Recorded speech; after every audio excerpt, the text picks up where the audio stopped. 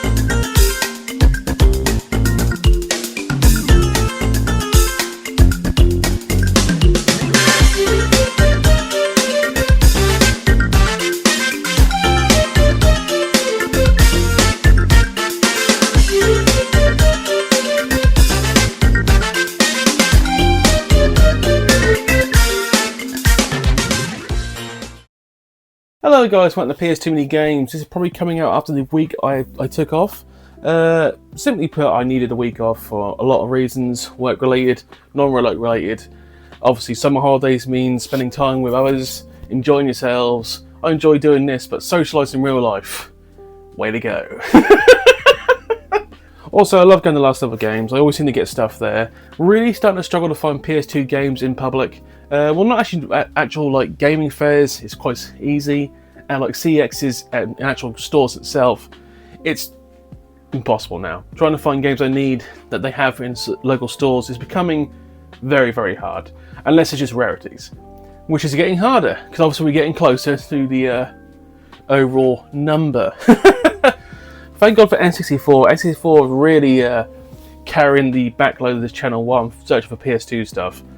It's making a big difference. I've also basically worked out how I'm going to display N64 cases. It's probably the best way for space, and it's the way it looks, because the actual box itself is not that big, but actual size and actual like standing, it's kind of hard to display N64 stuff. We'll get stands. Okay. You can get stands for carts, like carts that like go up like 8 levels, and with the height of that probably works out. For like actually boxed N64 goodness, it's actually really hard. But you'll see what I mean when I finally get around to doing that. It's not that simple. So the Great Out of Game Market, I believe, got cancelled. I haven't seen any advertising for it. I probably won't be able to go anyway because I'm working again. So Game Market has really dried up for me in the last 2 to 3 months. Real life getting in the way as always, but real life comes first. Simple as that. I tried to take a more slower, methodical pace at filming at Last Other Games this time to show off more the stock they have. It took a little longer, but I enjoyed doing it. Sometimes I rush things when filming and it makes it look god awful. Slow it down, Adam. It makes it look better. I've mentioned it in the past, but for those who don't realise, N64 episodes like this one today, I do the editing. Dave does the PS2 stuff, and the miscellaneous stuff in the middle will kind of like flip-flop on it. Main reason for that, Dave would probably do the N64 episodes also, but I don't want to throw everything at him, and he doesn't really like N64 stuff, so if you force someone to do things they don't want to do, they hate it. Bit like religion. You can't force religion on people, they've got to accept it themselves. I'm on a mission from God! Tell him you failed! My friend of the channel, Gamer Rarities, has once again put 2 games aside for me, which I will hopefully pick up in the future. Jonathan Neil Smith still has a lot of games put aside, but obviously there's so much money that's going to cost me. I need to gradually like build that up and buy it in like parts, because I can't just drop that kind of money in one go. He knows that. He's playing it for some time, he knows that. But at the same time, there are games put aside for me I'm not going to find in public also. So trust me, we have actually got quite a few games I haven't paid for yet, waiting in the wings. But money is the crucial aspect of this channel. I need money to spend it. At the same time, I budget myself for this channel. The budget might be going down a little bit temporarily because of things happening in real life, but there's always a reasonably good budget for this channel. Sometimes we underspend, sometimes we overspend, but it kind of works out over the year for what I want, if you understand. In the last episode, I did leave on a cliffhanger. I did say if we get to 2,000 subscribers, I would do a SingStar episode. I would honour that. I really would. This is before October, obviously. I never do like that kind of like guarantee, but I thought let's throw it out there. Let's see what happens. Obviously, this is recorded a week after that episode, so I don't know what's happened. I seriously doubt we got 200 this time. I seriously doubt we got like 10 more subscribers. There are some weeks where the channel will do well. Some weeks where the channel will just do badly. I can't predict the future, but it'd be nice to get 2,000 before the end of the year. I roughly know how to film the SingStar episode. I can film 2 things at once because a laptop. Quality of the actual film from the laptop is going to be awful. But I've got the camera. I might have a second camera by then. So I know roughly what I'm doing. Will I sing some Bollywood stuff on there? And will I try and do Bollywood dancing? I don't want to cross that line to like casual racism. I don't know. It's like there's me giving it like all that kind of sop. That wouldn't look good. No. Would you believe I've already got plans for Christmas? depending if things go my way till Christmas, because there's a lot of ifs at the moment in my life, trust me. I have a plan for Christmas and what I'm going to do this year. So I'm like looking way ahead of the curve. I know we're still in August, but you have to plan like 3 or 4 months ahead sometimes. You really do. I would like to go more like local CXs, like maybe like Thetford, Bury St Edmunds. Never been to Bury St Edmunds CX yet. That is still to happen. Maybe in Ipswich. I would bring Dan along, but Dan just went to Ipswich like a week and a half ago. So that would kind of be like pointless. Unless he wants to go back again. Maybe. This is cool, but need to spread out a little more when I get the time. Time is the issue. Update on the gardening, by the way. I've decided to actually start my own vegetable patch. Very small one. Just to see, one of those things in life where it's like, can I grow vegetables at a good, consistent rate? I thought I'd try it, because it's harmless. You just buy some seeds, put it in the ground, water it, nurture the ground, see if it happens. So I might give you like updates on that, but we just started, put some lettuce and carrots in the ground, see what happens. I might splice some footage in this next second if it's going well.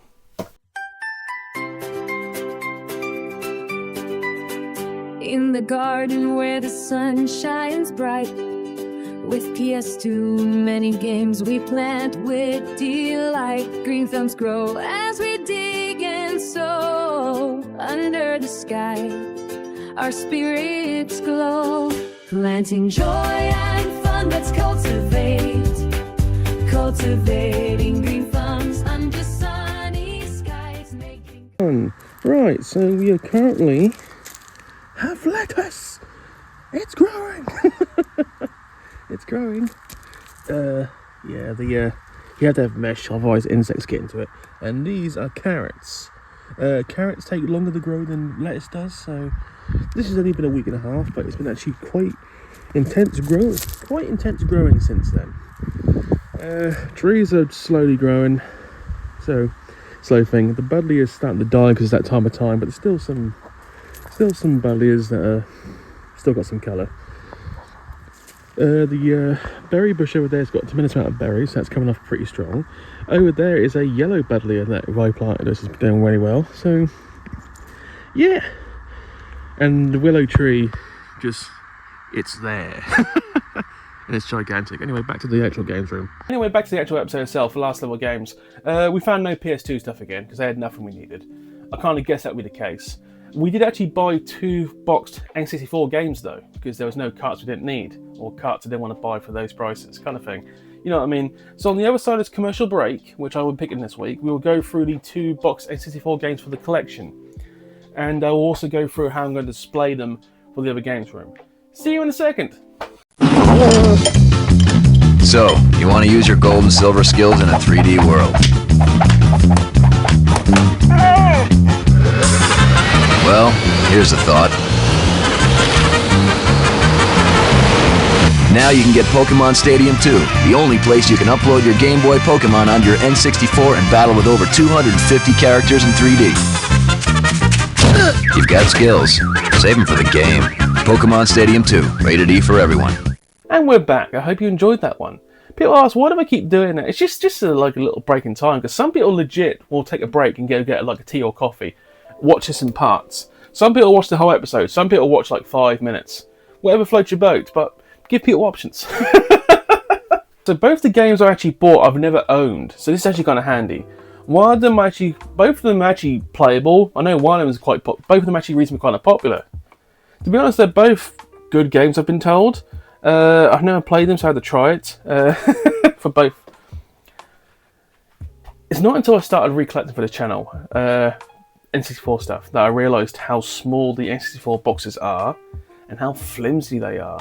Like how much damage you can cause to a box quite easily. The cardboard is very thin.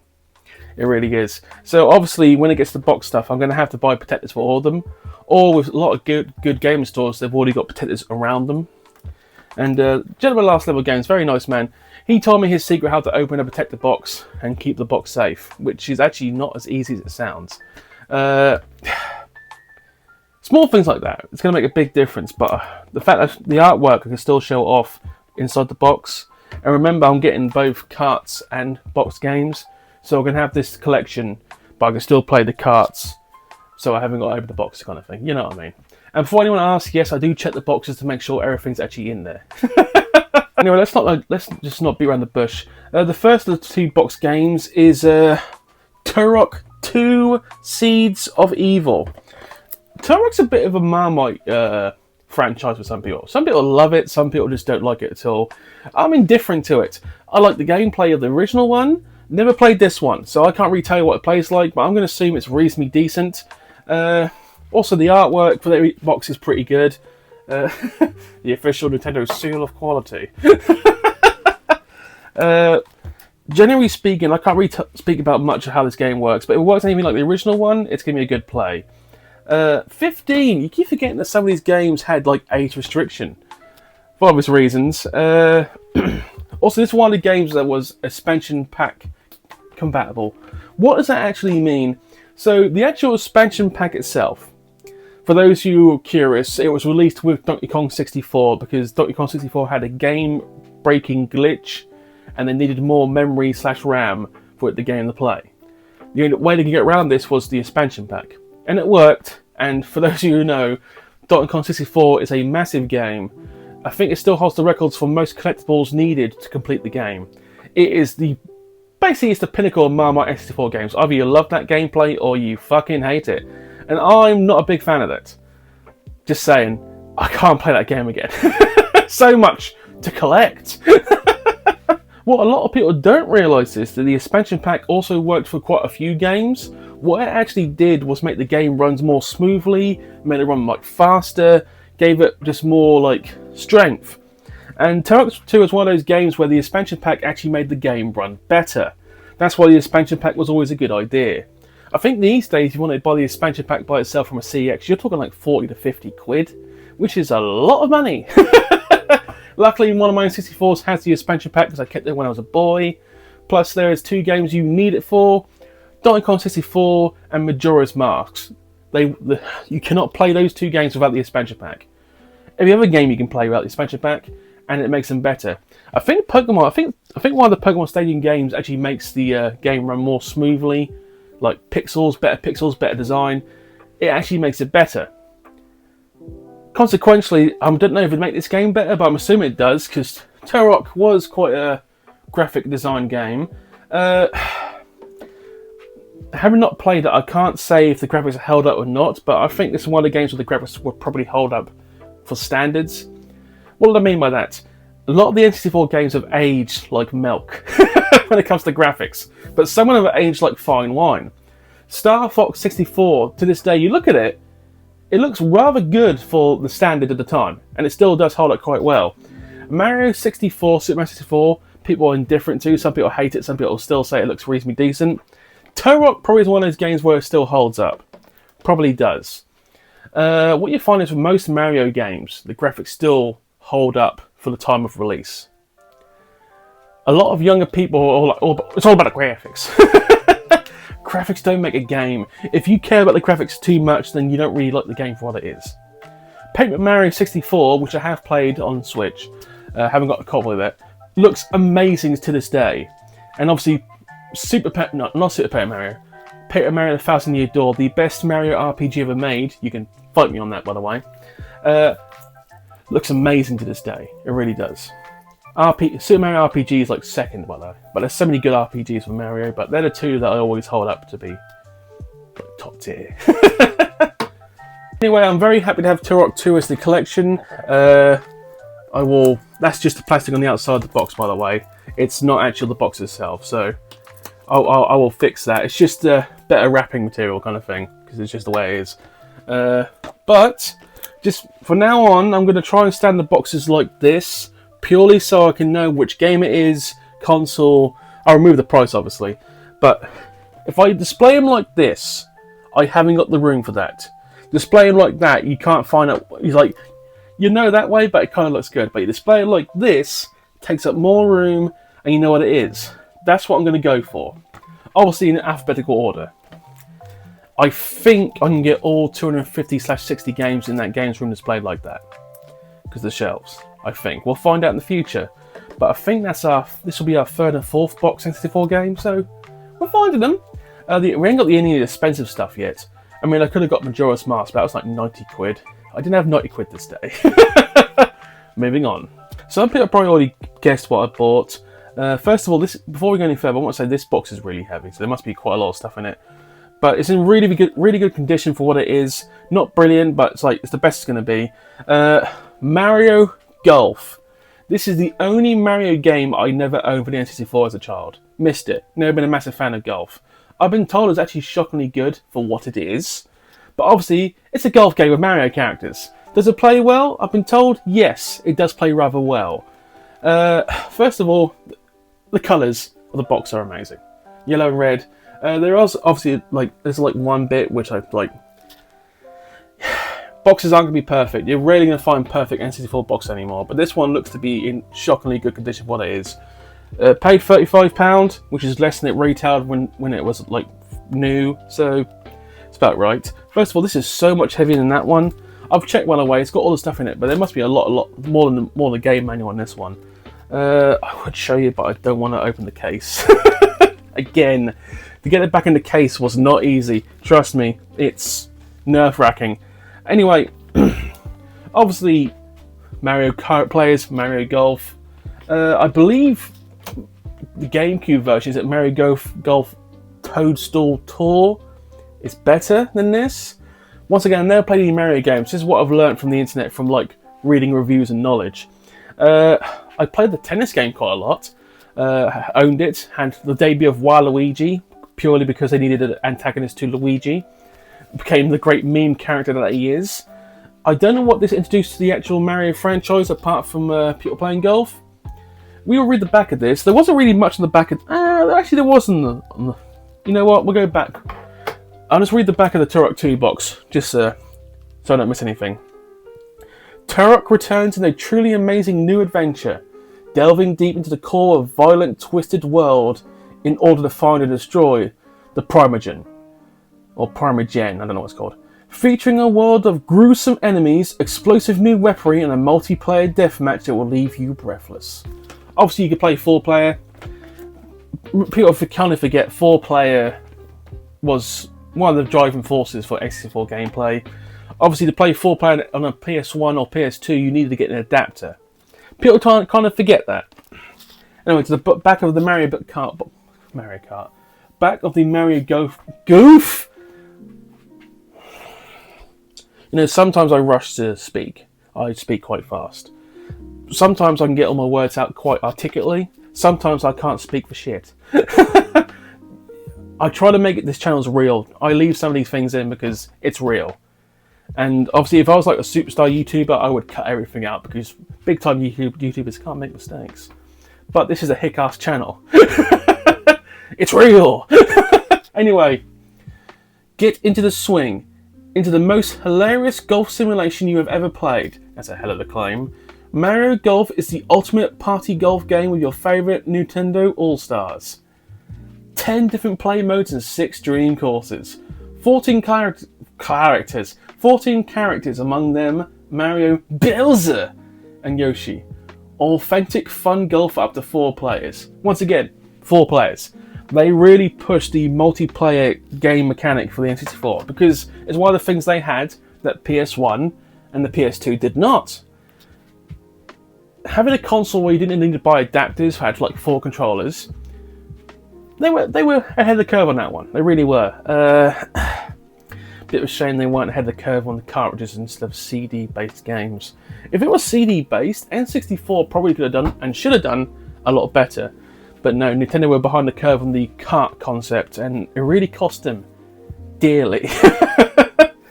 I mean, they got the GameCube they got with discs, but the GameCube just got bombed underneath the PS2 and the Xbox. Ironically, because most GameCube games are now really expensive because people realise how good of a console the GameCube actually was. And they were just shitting all over the N64. Fair enough, you can do, but it wasn't a brilliant console, but it tried. I'm still trying to work out how it's so fucking heavy, this game. Anyway, Mario Golf.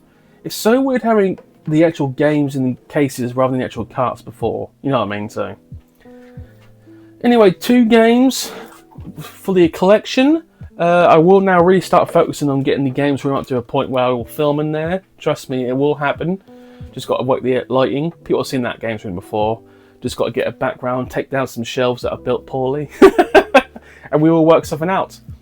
But anyway, very happy to have these two. Very happy to help Last Level Games again, because I prefer them over CEX. They always seem to find stuff of genuine quality there.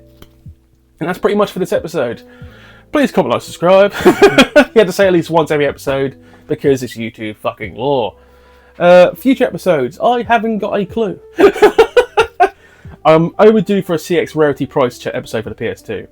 The last one I really half-assed, and the reason for that is simple, and I'll admit I half-assed an episode. I've got so many PS2 rarities now, going through all them would take an hour. And I've been told, and rightfully so, people haven't got an hour to spare to talk about prices. I'm not retro ghetto. I haven't got the magnetic pull of that man. I am average at best. Anyway, thank you for watching. Have a good day or evening. I will see you next time, guys. Bye.